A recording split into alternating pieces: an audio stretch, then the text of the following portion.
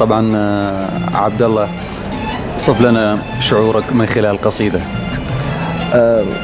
لا تستطيع كلماتي عادة، يعني مش أنا أتحدى أي إنسان في العالم أنه يستطيع أن يعبر عن كل ما في نفسه بقصيدة، ولكن نحن نحاول، ولأن هذا الوطن معطاء وشيوخنا الله يطول بعمارهم ما قصروا علينا، فأنت تجد من السهل أن تعدد خصالهم ولكن لا تجمعها جميعها، فهذه تعتبر محاولة من على قدر الإمكان. على قدر الإمكان. نعم.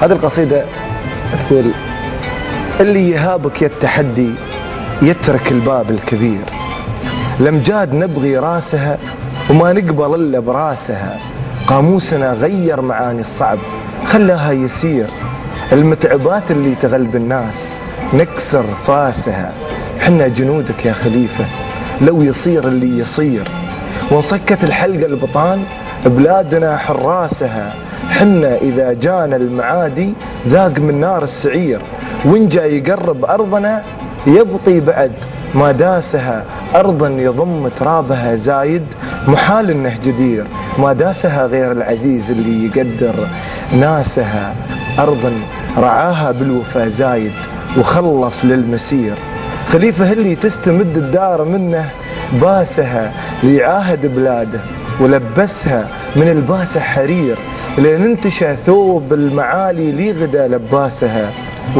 ومحمد المكتوم بأفكاره سبق وقته كثير، لين أصبحت الأيام تلهث واكتمت أنفاسها، لي قال للثاني ومن بعده تراكم كل أخير، ما تذكر الأمجاد إلا اللي شرب من كاسها، أبو خالد اللي ما يهاب الصعب ويحب الخطير، ذيبا إذا جته المخاطر هاب عينا عاسها، نيشا على راس المحال اللي يسمونه أسير، لين اعتلى راس الصعاب وحام فوق طعاسها، عيشي بلادي يا ملاذ المستجير، لو صفحة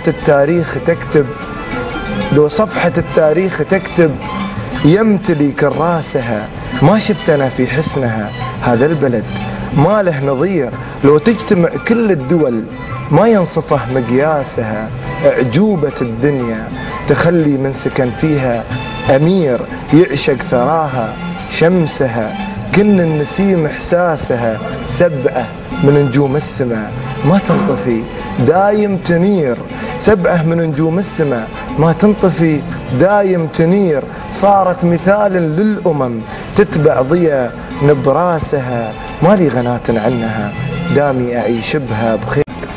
طبعا شاعرت ما قصرت، وقصيدتك جميلة ومعبرة، وطبعا ما شاء الله تحتوي على ماضي وحاضر ومستقبل. هي كانت مجرد محاولة أن الواحد يعني يعبر عن أو يعني يخلد هذه الذكرى. دولة الإمارات الحمد لله تاريخ يدرس لبقية الأمم، وكذلك تاريخ يدرس لأبنائنا قبل ما نعلم الغير، ومدرسة نستفيد منها الكثير من التجارب. زايد الله يرحمه أضاف الكثير لهذه الأرض ولهذا الشعب، ومن بعده خليفة يستمر على نفس المنهج وبنفس العطاء وبنفس الحماس، وأخوانهم والشيخ محمد الله يطول بعمره ويبجيه وأبنائه من بعده يعكسون للعالم حب هذا القائد والقادة لهذا الشعب، وكيف نحن نستطيع أن نراهن على شعوبنا أمام الآخرين.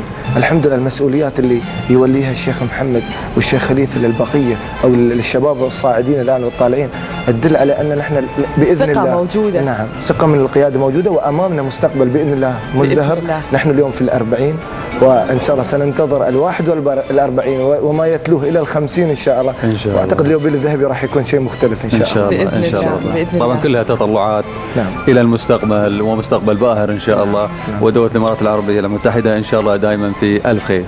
امين يا رب. طبعا شاعرنا الاماراتي عبد الله الخياط، شكرا جزيلا لوجودك ويانا اليوم، وكل عام وانت بالف خير يا رب. كل عام وبلدنا بخير، الامارات بخير، الشيخ خليفه بخير، الشيخ محمد بخير، وكل اخوانهم بخير ان شاء الله، وانتم جميعا بخير. وانا اشكر صراحه مؤسسه دبي للاعلام على هذه الفرصه اللي اتاحتها لنا، وكل عام ووطننا الحبيب ان شاء الله. وياكم ان شاء الله. وياك بلدي وان جارت علي عشق بدا فيني صغير، لين اثمرت فيني النخيل اللي رحل غراسها زايد، رفع هذا العلم زايد رفع هذا العلم ما عاد في بلادي كثير، وهذا خليفة تستمد الدار منه باسها، لنصبح القاموس ما يحوي سوى معنى يسير، والمتعبات اللي تغلب الناس نكسر فاسها. صح لسانك، صح لسانك شارع.